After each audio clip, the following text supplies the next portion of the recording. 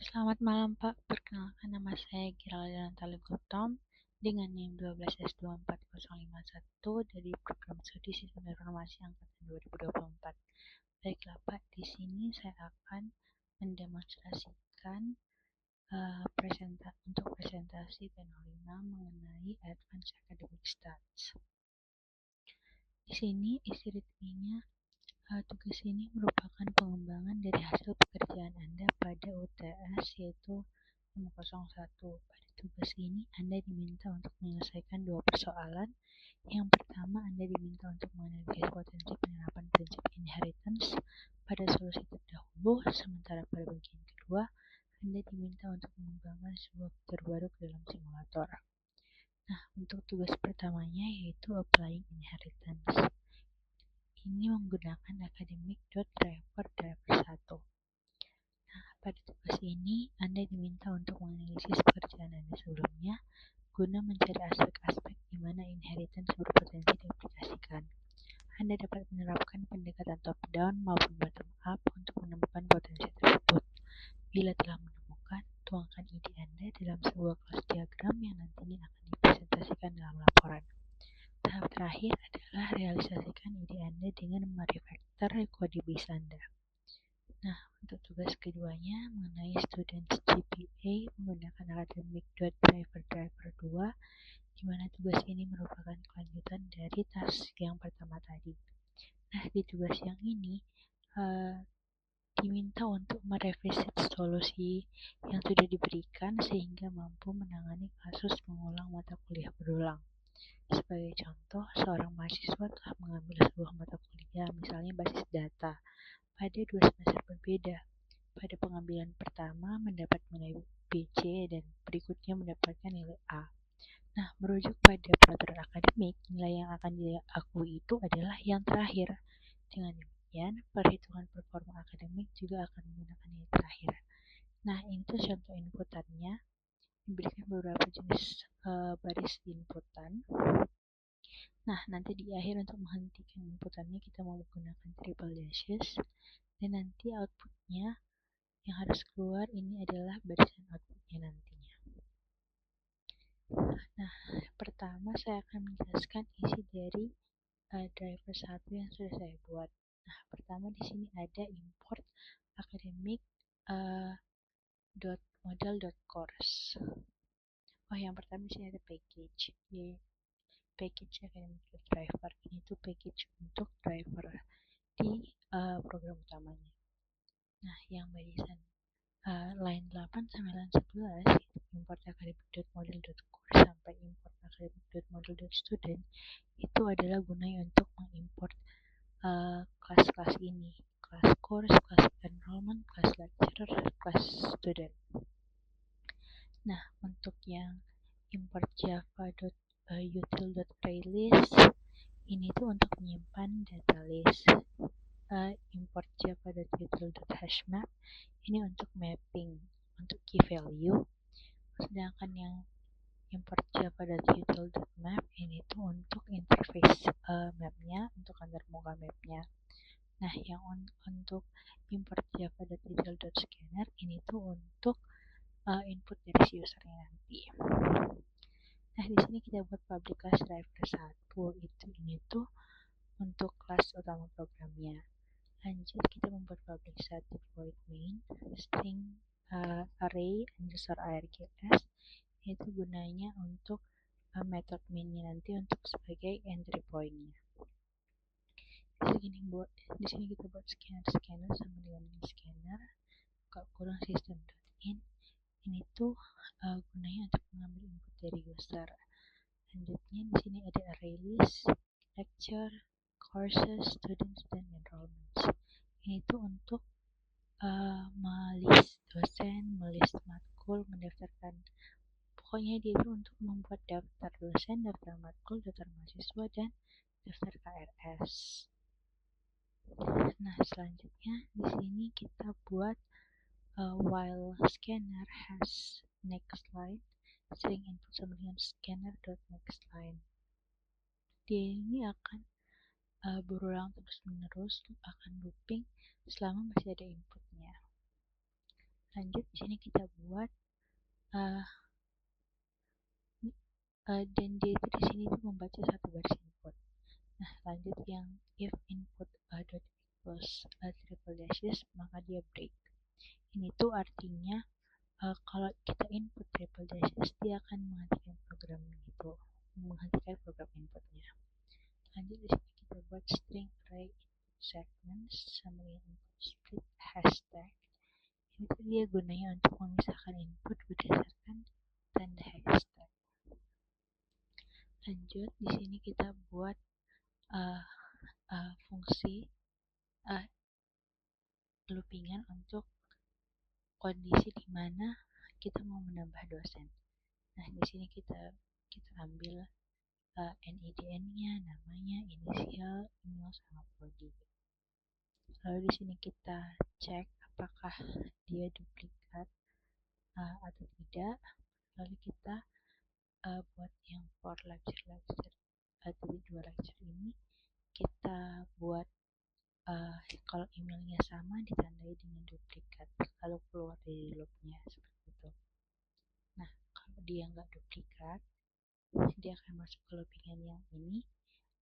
Dia akan buat objek dosen dan disimpan ke list. Nah, ini untuk menambahkan course. Tadi menambahkan dosen, sekarang untuk menambahkan course hampir sama seperti dosen tadi, yaitu untuk kode matkul. Yang ini untuk nama matkulnya. Yang ini untuk konversi ke integer. Kita bikin integer itu sama dengan integer dot parse integer input segment array of 3. Jadi untuk konversi ke integer. Lalu ini tuh untuk passing grade. Dan ini tuh untuk inisial si dosennya. Nah, ini tuh untuk memisah kalau misalnya ada banyak dosennya. Dan string builder ini untuk menggabung stringnya. Dan ini itu fungsinya untuk melooping setiap inisialnya. Lalu dicari dosennya, dan kalau cocok terus dia dibuat formatnya itu inisial buka kurung emailnya. Terus di sini kita buat hasil finalnya.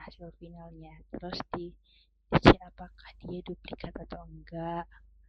Lalu kalau kodenya sama, baru kalau dia enggak duplikat, dia kita simpan course-nya. Lanjut untuk menambahkan student.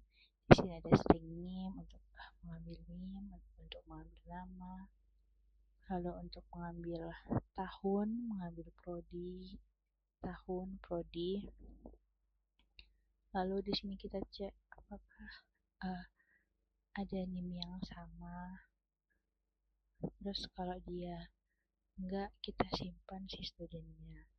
Lanjut mengenai enrollment, hampir sama untuk mengambil matkul. Ini kode mata kuliahnya. Terus kita bikin NIM-nya si student. Terus semester berapa. Terus dicek si studentnya ini udah ada apa belum. Nah, kalau belum, dicek course-nya dulu. Kalau dicek course-nya kalau ada berarti dia break. Kalau nggak ada, berarti si student itu nggak ada. Terus dia itu disimpan terus di enrollment CKRS ini. Lanjut mengenai inputnya, input segments. Nah, di sini untuk input nilainya itu kita menggunakan fungsi enrollment grade ini.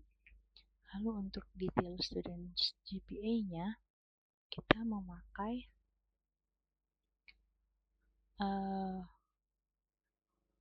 detail student GPA-nya, kita memakai yang ini, students details.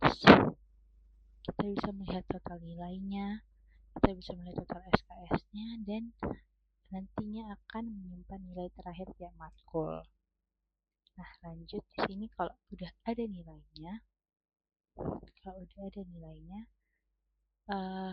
diambil SKS-nya, lalu dikonversikan nilainya yang dari huruf itu ke angka. Seperti ini. Ini A, B, B, C, D, E. Lalu setelah itu dihitung total nilainya dan total SKS-nya. Lalu dihitunglah GPA atau IPK-nya. Nah, kalau belum ada nilainya dia masuk ke break. Lalu setelah ini diinputlah semua datanya di loopingan ini. Loopingan for yang baris 205 inilah untuk semua datanya. Nah, ini tuh ada untuk menghapus tanda semikolon terakhir yang if course initial ends with semikolon. Yang baris ke 210 untuk menghapus tanda semikolon terakhir. Nah, yang terakhir kita buat scanner.close itu untuk menutup scannernya. Nah, untuk driver 2 sebenarnya isinya itu identik dengan driver 1 karena dia itu memiliki logika yang sama. Nah, lanjut kita akan lanjut ke penjelasan untuk bagian course.java. Nah, untuk penjelasan course.java sendiri, yang pertama di sini tuh kita menentukan package tempat kelas ini tuh berada, yaitu di package academic dan model. Nah, di sini kita deklarasi dulu untuk kelas course-nya untuk mata kuliah. Nah, kita inisialisasi dulu objek-objek yang diperlukan seperti kode mata kuliah, contohnya IF101, nama mata kuliahnya, jumlah SKS, nilai minimum untuk lulus, dan inisial dosen pengajar. Lalu di sini kita buat this code sampai this passing with this initial ini tuh gunanya untuk mengisi atribut code, mengisi nama matkul, mengisi jumlah SKS, mengisi nilai minimum, dan mengisi inisial dosen. Nah, yang public string get code ini tuh untuk mengambil inisial dosen. Intinya yang public terus ada tipe data dan get code atau get matkul ini tuh untuk mengambil nama matkul, nilai kode untuk return this, untuk mengambil nilai yang diinginkan, mengambil value, return value. Nah, di sini ada public void set name, set course, set credit. Ini tuh gunanya untuk mengubah objek-objek, mengubah nama matkul yang sudah kita buat objeknya tadi. Lalu di sini itu untuk yang terakhir untuk mengubah inisial dosennya. Untuk kelas yang kedua ada kelas enrollment.java, ini tuh package modelnya. Di sini kelas untuk pengambilan untuk data pengambilan mata kuliah. Lalu di sini kode mata kuliah sama seperti kelas course tadi. Masih sama sampai sini. Lalu di sini masih sama juga mengambil ID matkul, public string. Di sini kurang lebih sama. Lanjut kita ke version.java, lecture.java. Di mana lecture.java ini di sini juga masih hampir sama dengan si course.java. Yaitu tuh bedanya si lecture ini tuh turunan dari kelas person. Nah, di sini kita buat ID dosen, inisial dosen dan nama dosennya. Lalu di sini kita buat super name, itu gunanya untuk mengambil konstruktor parentnya. This .nidn sampai email ini tuh untuk mengambil untuk men-set nidn, inisial dan email dari dosen. Lalu yang public string get nidn ini fungsinya hampir sama seperti si course tadi untuk mengambil value-nya. Lalu yang public void set email string ini, kalau ada set initial, set email ini tuh untuk mengubah value. Untuk kelas person, nah di sini tuh masih menggunakan package academic model. Lalu ini tuh kelas umum untuk orang manusia. Ini tuh parent class. Nah di sini itu untuk nama orang, untuk nama orang di sini pertama, dan ini untuk set project. Di sini return list ini untuk mengambil nama, untuk mengambil mengubah nama, dan mengubah kode. Return itu untuk mengambil, dan display itu untuk mengubah. Lanjut ke student.java. Ini itu masih menggunakan package yang berbeda. Di sini tuh public student exam% itu merupakan turunan dari presentasi persen. Di sini kita di sini dibuat email not used for students, jadi email itu enggak digunakan untuk student. Di sini itu gunanya untuk set name dan set tahun. Super name ini tadi itu untuk memanggil konstruktor si pesannya, si kelasnya. Nah, public string get ini untuk kalau return dia untuk mengambil, kalau dia this dia untuk mengubah. Sekarang kita coba untuk menjalankannya.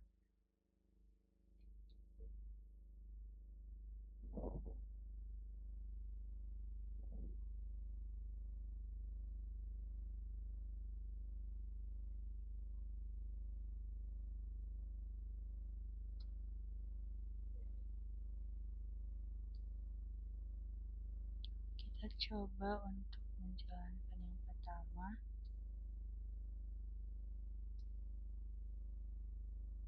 Di sini kita masukkan inputan.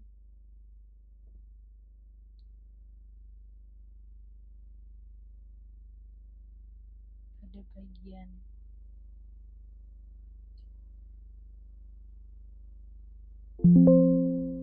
kita paste, lalu akan keluar outputnya itu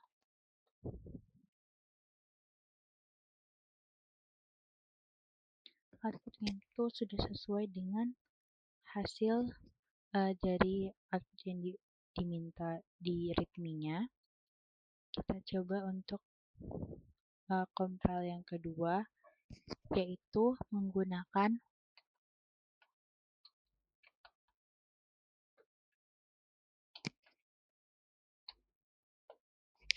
kita coba untuk melanjutkan output kedua, compile driver kedua, yaitu menggunakan dash yang nomor 2 dari makefile-nya.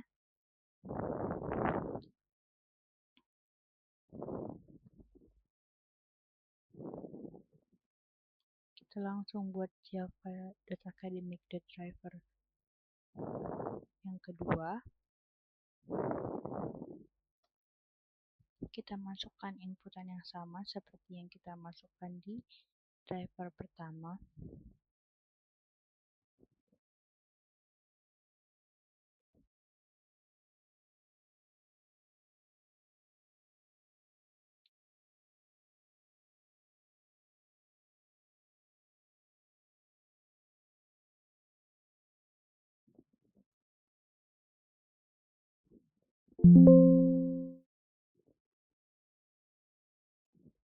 Nah, hasilnya sudah sesuai dengan output yang diminta di readme.